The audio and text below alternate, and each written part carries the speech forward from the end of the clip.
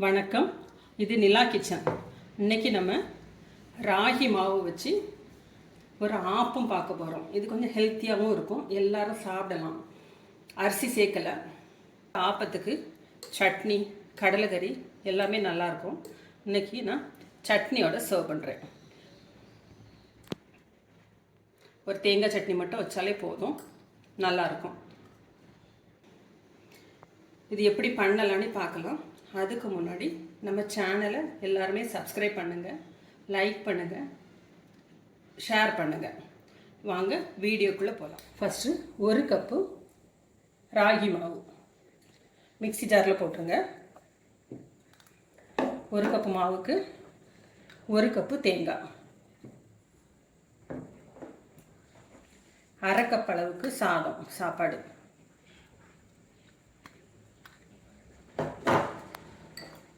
ஒரு டீஸ்பூன் அளவுக்கு கொஞ்சமாக சர்க்கரை, சுகர் சேர்த்துடலாம். ஒரு டம்ளர் தண்ணி விட்டு அரைங்க. இப்போ இதை அரைச்சி எடுத்துடலாம்.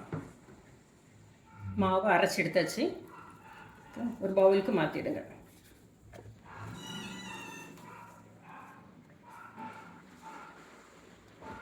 திக்காக இருக்குது. எண்ணெய் கொஞ்சம் தண்ணி விட்டுடலாம். கிட்டத்தட்ட 2 டம்ளர் தண்ணி பிடிக்கும். இப்போ தேவையான அளவுக்கு உப்பும் போட்டுடலாம். உடனே சுடுறதா இருந்தால் ஈஸி சேருங்க, இல்லைன்னா இப்படி வச்சாலே போதும், புளிச்சிடும்.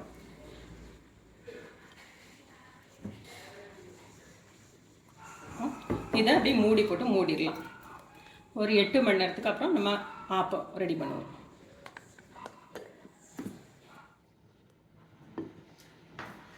ஆப்பம் மாவு ரெடி ஆயிடுச்சு. இதை கலந்து விட்டுலாம். அப்படியே ஆப்பம் சுற்ற வேண்டியதான்.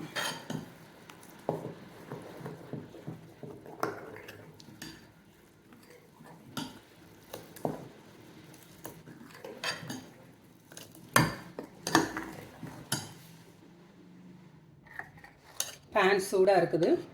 இப்போ ஆப்பம் விட்டுடலாம்.